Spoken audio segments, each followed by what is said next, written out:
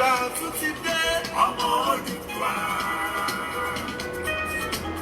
Àsìkò ọ̀tún ti dé ọmọ Odùduwà. Kò ṣẹlẹ́yàmẹ̀yàmọ́ ọmọ Odùduwà. Kò ṣẹlẹ́yàmẹ̀yàmọ́ ọmọ Odùduwà. Àsìkò ti tó, àsìkò ti tó láti gbà wá lọ́wọ́ ìjọba amúnisìn. Àsìkò ti tó ọmọ Odùduwà. Àsìkò ti tó ọmọ Odùduwà. Kò ṣẹlẹ́sìmẹ̀sì mọ́ Ọmọ Odùduwà. àfẹlẹ́yàmẹ̀yàmọ́ Ọmọ Odùduwà. Àsìkò ti tó, àsìkò ti tó láti gbára wa lọ́wọ́ ìjọba amúnisìn. ọmọ Odùduwà rìpọ́blìkì. Aṣọ wa sọ̀wọ́ aṣọ wa sọmọ, aṣọ wa sálàáfíà ìrọ̀lẹ́ ọ̀rọ̀. Àfẹlẹ́yàmẹ̀yàmọ́ Àfẹlẹ́sìmẹ̀sì mọ́. àwọn ìjọba wa ara wọn nìkan ló jà fún. Ẹ jẹ́ ká jọ gbé Public rìpọ́blìkì is lárugẹ. lárugẹ. Odùduwà rìpọ́blìkì. Ẹ jẹ́ ká jọ gbé lárugẹ. Ó lè san wá sówó, ó lè san wá sọmọ. san wá sálàáfíà. Láfíà àìkú ọ̀la. A ní àsìkò yìí ti tó. Ọmọ Odùduwà. Àsìkò yìí ti tó sẹ́. Ọmọ Odùduwà. Àfẹlẹ́yàmẹ̀yàmọ́ Odùduwà. Àfẹlẹ́sìmẹ̀sì mọ́. Ọmọ Odùduwà. Àsìkò ti tó, àsìkò ti tó láti gbára wa lọ́jọ́ ìjọba amúnisìn o. Ẹ jẹ́ ká dúpẹ́ lọ́wọ́ Emeritus, àgbàgbà Yorùbá látòrí Emeritus Professor Banji Akintoye. Akintoye. Comrade Victor Sẹ́. Àwọn Olóyè ọ̀lẹ́ Sunday. Igboho, Ẹ bá mi tọ́jú bàbá Gani Adams, àti gbogbo Yorùbá akíkanjú. tó ń bẹ̀rùbá, tó ń bẹ̀rù òkè òkun, Látòrí Mr. Adékúnlé Adépọ̀jù, A ní ìgbà ọ̀tún ti dé. ọmọ Odùduwà. Ìgbà ọ̀tún ti dé. Ọmọ Odùduwà. Àfẹlẹ́yàmẹ̀yàmọ́ Ọmọ Odùduwà. àfẹlẹ́sìmẹ̀sìmọ́. Ọmọ Odùduwà. Àsìkò ti tó, àsìkò ti tó láti gbára wa lọ́wọ́ ìjọba amúnisìn o. Ẹ gbogbo Odùduwà Republic ó náà wọ ẹ̀sùn òkè. Èmi náà wọ̀ mí. Ẹni tó fẹ́ Odùduwà Republic. Ẹni tó fẹ́ Odùduwà Republic. ó náà wọ ẹ̀sùn òkè ni. Èmi náà wọ̀ mí.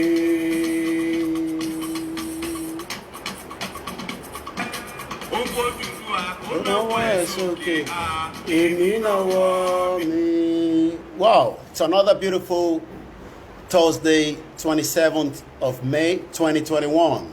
Mo kí gbogbo wa pé a tún kábọ̀ sí orí ètò. People do not know that when all the medias are talking, it's making a big impact on who's to do. A lot of people might not understand the power of what the media is.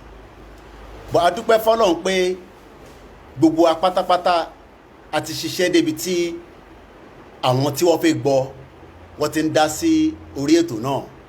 Let's go straight with the anthem. Mo rí gbogbo wa lọ́kùnrin lọ́bìnrin, mo fi tọ̀wọ̀tọ̀wọ̀ ni mo fi kí yín. Èmi ọmọ yín náà ni, èmi àbúrò yín, èmi ẹ̀gbọ́n yín, èmi kan yín náà ni, kò ju báyìí náà lọ. Ẹlòmíà máa ní ṣé bọ̀bọ̀ yìí ṣojú báyìí? No, it's the grace of the Lord. Nítorí pé gbogbo àti àbá mọ Ọlọ́run, whether you are from the traditional side, whether you are from the Christianity side or the Muslim side, that is the power that has kept us till date. And tó bá rò pé ìtagbédání was not a spiritual fight, it was more of a spiritual fight than the physical side. And that is why you see all kind of people saying àti rí oríṣiríṣi ìran, and they are right, because in tọ́lọ̀ fi wọ́n wọn òun ló ń sọ jáde. But let's play the anthem. Àgbọ̀n kan tí kábíyèsí wa sọ Ọ̀jájá the second Ọọ̀ni of Ifẹ̀. Ọ̀rọ̀ yẹn ti ń débi tẹ́ ẹ ká dé.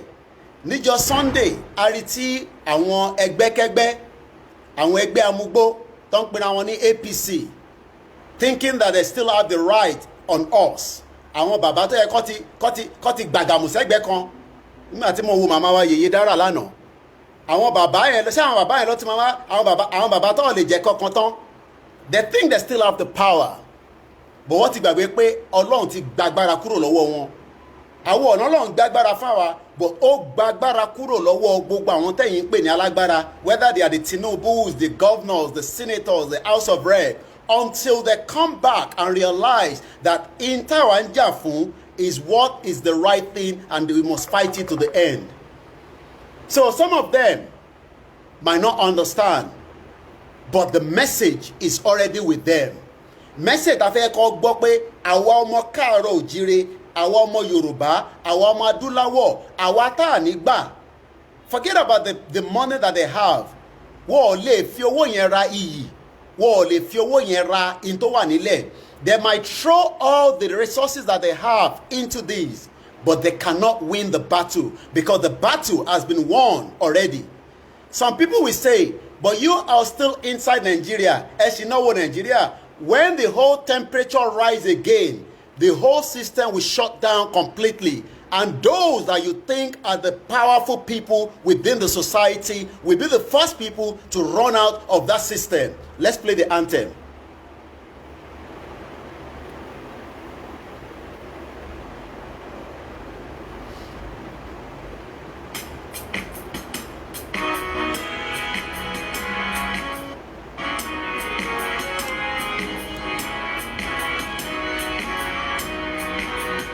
Iṣẹ́ wa fúnlẹ̀ wa, forílẹ̀-èdè wa.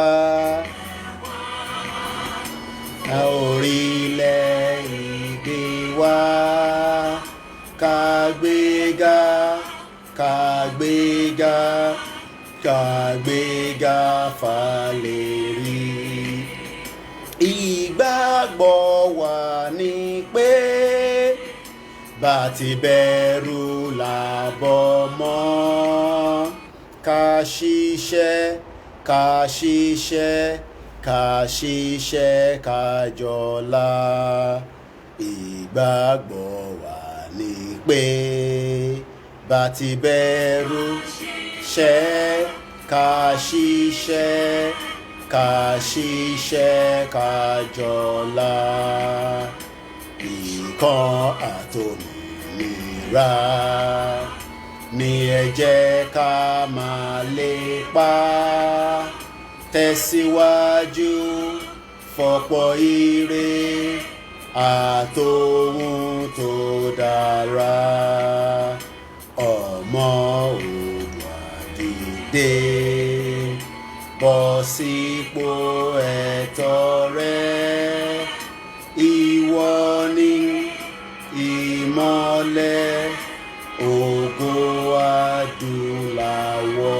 adúláwọ̀. Mo kí gbogbo wa níbi tí a ti ní àǹfààní àti máa gbọ́ wa àti máa wò wá. A kí gbogbo ẹ̀yin ìjọ kọ̀ọ̀kan, a kí gbogbo àwọn ẹgbẹ́ kọ̀ọ̀kan, a kí yín lọ́kùnrin, a kí yín lọ́bìnrin. A fi ti ìfẹ́, a fi ń kí yín. A fi ti ọ̀wọ̀, a fi ń kí yín.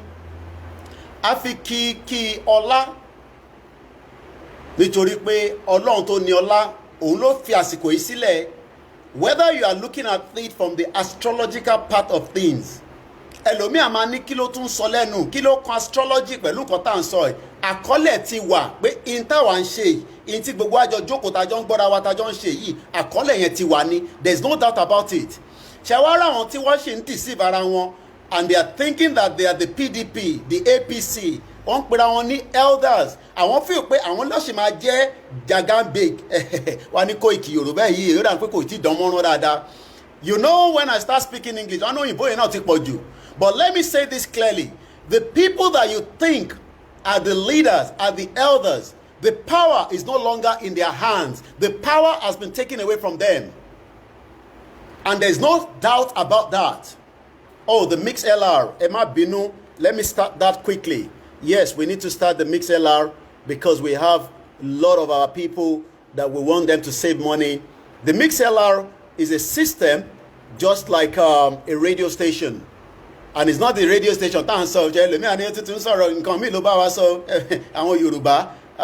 MixLR, we've been using that since last year. And I say thank you very much. Donate to Koiki Media. These are part of what we pay for every month, even though we've not been using it for a very long time. But let me print the title quickly, and then we will start the MixLR. It saves money as well. Yoruba Nation Now is what we are discussing. Now, no going back. They think they have the power. We've started the MixLR for the benefit of those of you that might want to listen and save your money, because sometimes my broadcast could be 4 hours, 3 hours. There's nothing I can do to that. Okay, why is it not starting? Once again, a very good afternoon and welcome to the broadcast. Okay, I think it's the network. Okay, our MixLR have also started. We are streaming. Olayemi Koiki has been blocked on Facebook for another 30 days. There's no problem. We're not posting kokonlorie. That's why they blocked us. One day will be one day. Platform nation around developer to le same thing to Facebook now. We have the knowledge. People say I should drink a lot of water. I do so all the time. And I have one full bottle with me here. And I hope you have yours as well. Mo kí gbogbo ìjọ kankan, mo kí gbogbo àwọn Celestial, mo kí gbogbo àwọn Kerubu, mo kí gbogbo ẹ̀yin Pentecostal, mo kí gbogbo ẹ̀yin Catholic, mo kí Redeem, mo kí gbogbo Christianity, mo kí gbogbo àwọn Mùsùlùmí, mo kí wọn ní ìjọ wọn níbikíbi tí wọ́n ti ń ṣe ìjọ. Whether in Russia, any Muslim tó jẹ́ ọmọ Yorùbá tó wà ní Russia, anyone in Malaysia, anyone nílẹ̀ Yorùbá, anyone in America, anyone in UK, anyone in Turkey. We have them all over the world. Spain, Greece, Switzerland, Holland. Yorùbá are all over the world. Kò síbi tá a sí, a wà ní Cuba, a wà ní Brazil, a wà ní Jamaica. Àní Ọlọ́run ti gbàgbára kúrò lọ́wọ́ àwọn tẹ́yìn pè pé wọ́n lágbára lọ́wọ́. Agbára tẹ́yìn rò pé wọ́n níyẹn, Ọlọ́run lòun lòun ní agbára. Ó ní òun lòun dá wọn, kò dẹ̀ sẹ́ni tọ́lọ́run dá tí kò lè mú. So when people think that the people like the big guns, you call them the big guns, nítorí pé àwọn kó ìbọn àti security, tó bá bí àwọn dá, tó bá bí wọn dá, kó dárìn fúnra wọn. If they were truly a son and daughters of the Yorubas, and they've done the best thing for the Yoruba, since Yoruba has been shouting, not today, oh, àwọn kan ti gbàbọ̀dì ní. But they thought they still have the power in their hands. But when we all rise up and we spoke with one word, Yoruba Nation Now, we started seeing them talking about the 1999 Constitution. Because now, the Fulani Caliphate is telling all the Yoruba politicians, ẹ lọ dá àwọn ọmọ yín dúró, àwọn ọmọ yín tó ń pariwo lójoojúmọ́ pa máa pín Nàìjíríà, a fẹ́ pín Nàìjíríà o, gbogbo tẹ́ bá fẹ́, gbogbo wọ́n wá ń bẹ̀bẹ̀. Oh, you don't know that they are playing games on us now. You see them talking about, constitutional review. Kódà ẹlẹ́nu Jabara Tinubu yẹn ìyàwó ẹ̀ kò mọ̀rọ̀ sọ. Nítorí pé they are so proud. Àwọn ti rò pé àwọn nìkan tó bá tọ́síkò òun fúnra rẹ̀ kò wọ́n nílé sí nínú ilẹ̀ Yorùbá because ó máa gbóná mọ́ gbogbo wọn ni. Tí kò bá ń ṣe bẹ́ẹ̀, a máa pèèyàn kan ní tug. Ìyẹn ìyàwó Tinubu. I'm sure you saw the video. I'll play it before the end of the show. But now they realize that the Yorubas are not the Igbo. The Yorubas are not the Middle Belt. I'm not saying the Igbos and the Middle Belt are not special being as well. Àwa là ń sọ̀rọ̀ nísìn. Tí Yorùbá bá sọ pé òun fẹ́ kankan, kódà ẹni tó fẹ́ dá dúró pé kíní tó fẹ́ yẹn kò ní gbà. And we see that all the time. That is why the Oyinbo people, the white people respect us so much in Europe, in America. Nítorí pé tá bá ní determination pé ibi iṣẹ́ ẹ̀ṣẹ́ àmọ́ bó ṣe ń lọ, ẹ̀yin tẹ́ bá kọ́kọ́ wọ London, èmi ò gbé l'America. But you know how it is. Kò sí ẹni tó lè sọ pé nílùú òyìnbó tó o bá ní ìwé tẹ́lẹ̀ pé wọ́n bí ẹ síbẹ̀ you are a foreigner. Mọ̀mísí mi dẹ̀ máa ń sọ nǹkan kan pé ẹni tí wọ́n bá bí sí UK you will go through immigration. It's not a disease, but one thing is Ọlọ́run fún wa ní làákàyè kódà ẹlòmíì irọ́ kàǹbàkàǹbà tó gbélé síwájú home office nígbà tí gbogbo kíní ẹ̀ bá dán mọ́rán tán àwa ni òun ti gba tóun fẹ́ gbà àwa la lọ́gbọ́n àwa la ní ìmọ̀ àwọn náà tí wọ́n ń sọ pé àwọn fẹ́ wọ́n Nàìjíríà wọ́n náà ní ọgbọ́n lọ́wọ́ ọgbọ́n yẹn ló ti ń play nísìnyí this agitation or this secessionist this somebody was asking me what is the difference between secessionist and self-determination. I will explain that this afternoon as well, because ẹlòmíì kan gbọ́ that word kí ló tún pè ní secessionist. Why are they calling us secessionist? Why?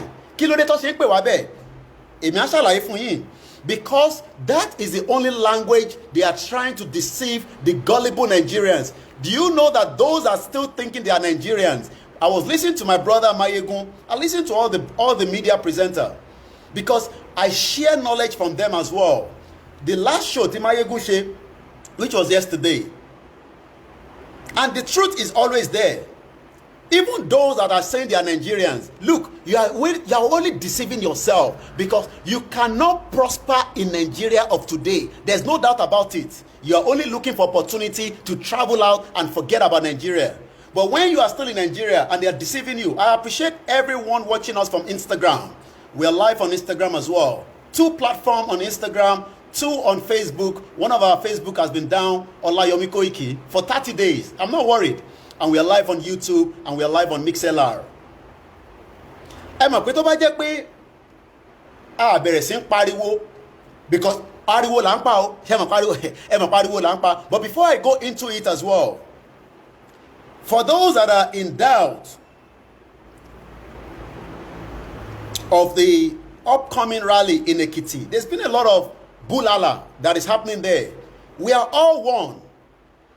Some have said so many things, but one thing I want to say is this is what Chief Sunday Igboho said in regard to the Ekiti, and that I guess have released and reduced that tension in Ekiti State. Ekiti State is one Yoruba town as well. Well, important people across Ekiti State, just like the remaining Yoruba town. Professor Ponibe, Ibeni Babawati Jade, Professor Banji Akintoye. And we have so many of them there, and they are all working tirelessly. I have said it so many times, and I'll repeat it again. Because it's state that we can say literally, we have every Yoruba state that people are working tirelessly day and night. Does not mean they are not working, and we must appreciate every one of them.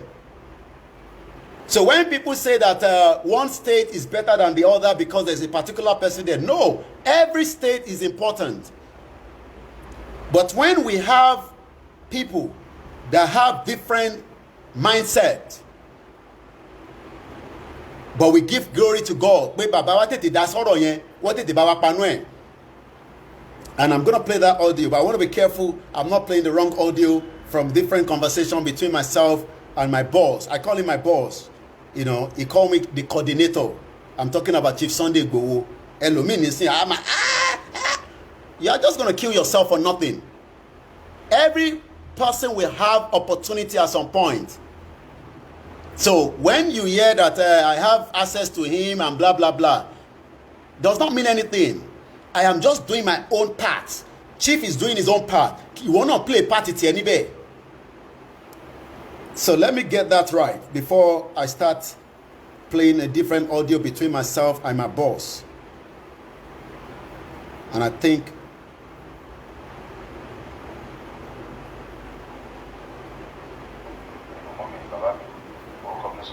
okay, this is the one I'm looking for. Yeah, Mutiri. Now, Katomaba Etorelo. Again, Chief Sunday Igboho says there's no problem in Ekiti State and no one should be worried about the situation. Everything has been put under full control. And the rally will go ahead as planned. Sometimes people do not know we are live, so I'm going to mute my WhatsApp on the laptop. And that's why the sound is coming out. So, let's hear what Chief Sunday Igboho said with the audio he released yesterday, and that has dozed off all the tension that was coming out from Ekiti State. And there's nobody have to be worried about either some people are fighting each other. No, nobody's fighting each other. They are all one, and they will work together to make the rally on the 5th of August, 5th of June a very successful one. Let's hear what Chief Sunday Igboho has to say. Let's connect the speaker properly again. Lẹ́ẹ̀kan sí akí gbogbo yín níbi tí ẹ ti láǹfààní àti máa gbọ́ wa tẹ̀dẹ̀ tí ń wò wá.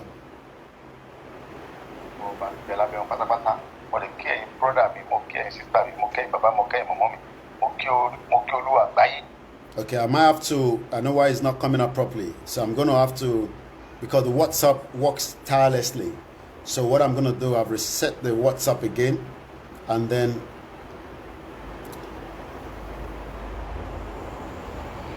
ẹ káàsán o kábíyèsí o ẹ̀yin mọ̀mọ́ mi o ẹ̀yin mọ̀mọ́ mi ẹ̀yin bàbá mi o orúkọ mi ní Sunday Adéyẹmọ aka Sunday Igboho mo kí kábíyèsí wa lẹ́kìtì aládó àti gbogbo ọba tí ń bẹ lábẹ́ wọn pátápátá mo dẹ̀ kí ẹ̀yin brọ́dà mi mo kí ẹ̀yin sísítà mi mo kí ẹ̀yin bàbá mo kí ẹ̀yin mọ̀mọ́ mi mo kí olúwa àgbáyé tó wà lẹ́kìtì ìbáyé o ìbọn ọlọ́run mo rọ gbogbo ẹ̀yin brọ́dà mi tẹ̀ ń bínú lórí ọ̀rọ̀ déètì tí a change sí on the 5 ohun tó jẹ́ ká change ẹ̀ sí on the 5 ni pé June 12 wà ní on the 12 ká máa ṣe gbogbo wa pátápátá àtẹ̀yìn náà gbogbo alájọ máa ṣe rálì yẹn ní Abẹ́òkúta so ìdí nìyí tí mo fi sọ mọ́ Bàbá Èkìtì pé kọ́ mọ̀ jẹ́ ká mú on the 12 torí pé June 12 rálì wà ó dẹ̀ máa lárinrin gan ní Ogun State náà dẹ̀ fi sí gbogbo Yorùbá pátápátá so ìdí tí mo fi ní kàn change ẹ̀ nìyẹn ẹ dákun mo fọ alálẹ̀ bẹ̀yìn èmi mo change date yẹn sí on the 5 mo bẹ̀yìn ẹ dákun ẹ dáríjì mi ẹ dáríjì mi Sunday Igboho ni mo ń sọ̀rọ̀ yẹ ẹ dáríjì mi èmi mo change date yẹn ẹ jọ̀ọ́ má jẹ́ ká bínú síra má jẹ́ ká bára wa jà ẹ jẹ́ ká síra lọ́kàn kájọ délẹ̀ lérí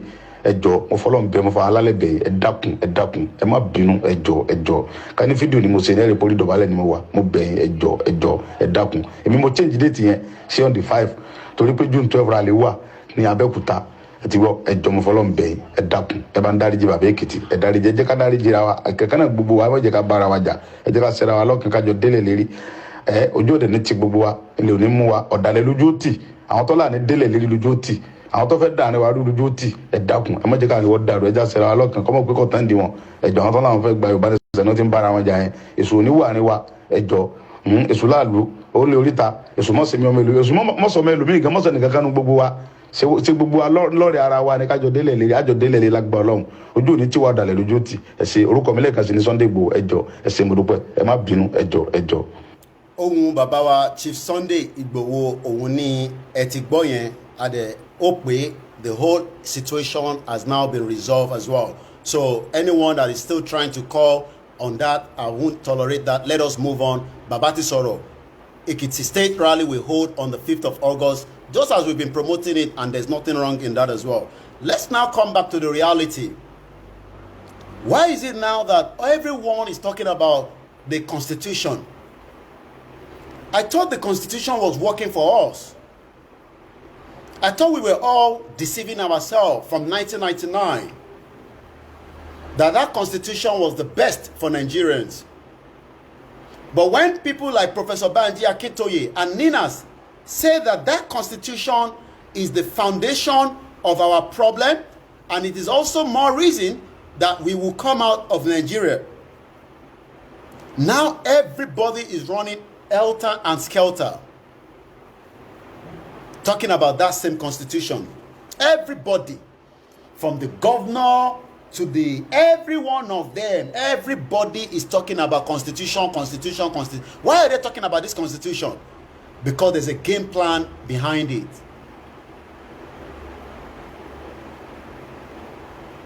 Yeah, June 5, Ekiti State rally. Everybody.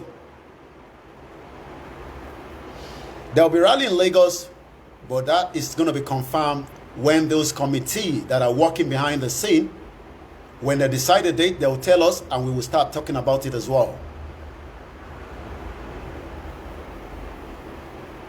There shouldn't be any worry that there won't be a rally in Lagos. Let's leave that for now. Let's focus on the agenda of these nasty old men and women calling themselves Egbekegbe APC.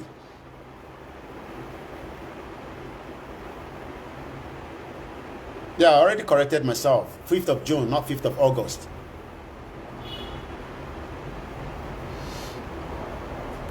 Everyone is now discussing 1999 Constitution. It is too late for restructuring, not to even talk about a constitution that have deprived us for a very long time.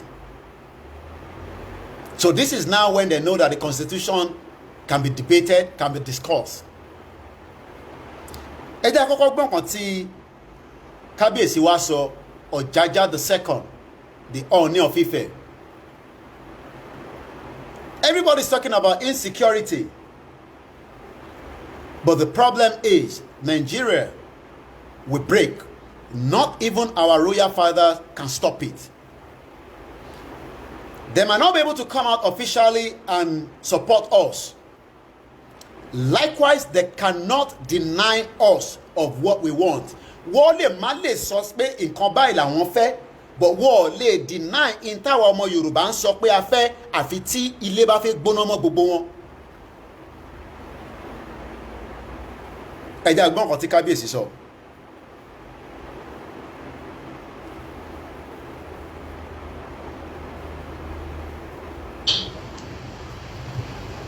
We're here talking. The organizer, Honorable Speaker, spoke first, welcomed all of us, followed by the Senate President. We all know.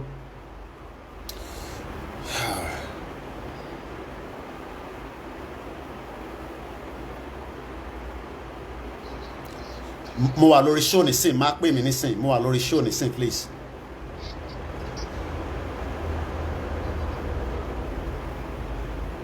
Sorry about that, those of you watching. Senate President is, by virtue of counting this country, is the number 3 man in this country. The Speaker too, the number 4 man in this country. His Eminence spoke as well. And you can see the trajectory of everything that they are saying the same thing. The gatekeepers of their nation are here, service chiefs. And if you look at this all, on the average, the age of each and every one of us here is between the bracket of 50 and about 60, early 60s. And anybody can challenge me if I'm wrong.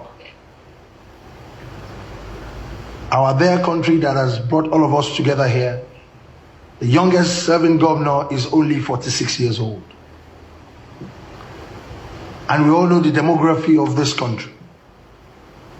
The demography of this country is above 50, all the way to age of dependency is less than 30%. But between the age of 18 to under 40, we have them in numbers of more than 70%. And we're talking about security here. Who are the active participants whenever we have breakdown of law and order? It is the average age of 18 to 39. And that's the truth. Are they ghosts? Are they invisible? The answer is no. They are human beings. Even our laws, our constitution, they will say at some point, very active civil servants will live on the average of 60 years old. Because they know why. Because they are getting tired. Maybe the judiciary extends till 70 years old. Some 65. They won't say 35 or 30 years, whichever comes earlier. We all know all these laws. But every time we're talking the talk, we're talking the talk. Number 2 man, number 3 man, number 4 man, they are all saying the same thing the way His Eminence said it. And the participants are not faceless. They are not ghosts.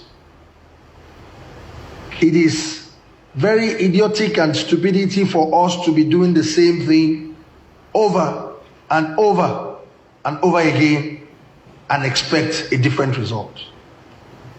We will continue to get the same result. Let's be very truthful and honest to ourselves in this country. We all know the problems. How well are we carrying along these people in that age bracket who are representing that age bracket in this hall? The answer is no. We are not engaging them at all. But whenever we want to go for political posts, appointment,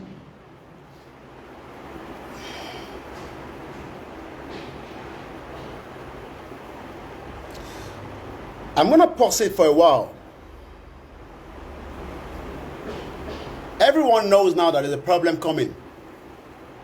Every single person in this planet knows there's a problem coming to Nigeria, but they're waiting for the trigger button. Everyone is just waiting for that trigger button. When is that trigger button going to happen is what we don't know yet. But in one trial to play now is they are looking for the sentiment part of the Yoruba now. Where kábíyèsí náà ṣáà ti jáde ó ti ń sọ̀rọ̀ nísìn. Àwọn politician yìí náà ti ń sọ̀rọ̀ lórí 1999 constitution. Ẹ ṣe sùúrù díẹ̀ yan ọmọ yìí. Ìtàn bá bọ̀ nìyẹn o. They ká ṣe sùúrù díẹ̀. But let us tell every one of them. Àsìkò sùúrù yẹn ó ti kúrò nínú dictionary tiwa. The time for that sùúrù is gone already. And I know there's so many people watching with different fake accounts because they know somebody like me, what I can do. They know. They know. Because I have told them that the journey from last year is going to be a completed journey. Even if it means to create one of the biggest havoc in Nigeria, it is going to happen. There's no doubt about that. So if anyone think this journey, somebody like me is joking, you must have to think otherwise. But the beauty part of it is, we have not proved anything yet to them. We have not done anything. That's what everybody has been saying.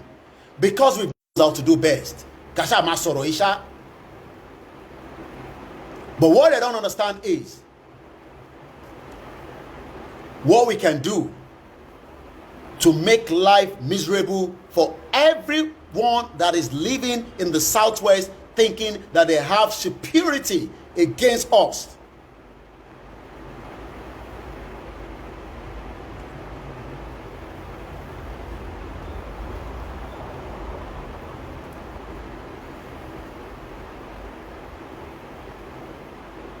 Once again, a very good afternoon and welcome to the broadcast.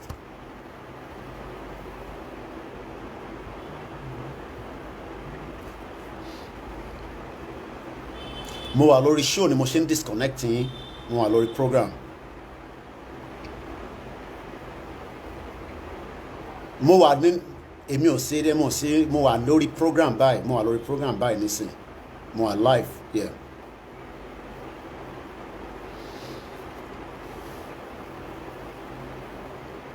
Once again, a very good afternoon and welcome.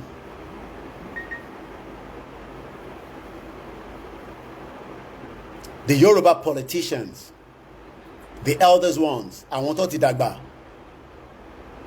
think they can still hold us into the bondage that they've kept every Yoruba person into for a very long time. But we are saying to them now, it is too late. I want to start the Instagram back, that's why.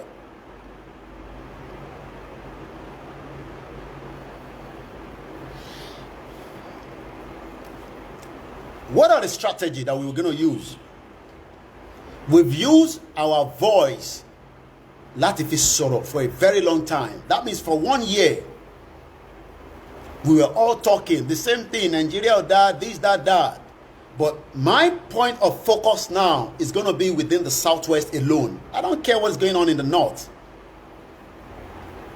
Because our governors, our politicians have told us that they are not interested to be part of the Yoruba agenda, regardless of whatever they are saying behind the closed door. But we are sending strong message back to them again that those states that you are thinking you are in control will not be in your hands very soon. Gbogbo state tí ó wà nílẹ̀ Yorùbá láìpẹ́ láì jìnà ẹ̀yin gan ní nísinmi nínú state yẹn, whether you are, because they gave you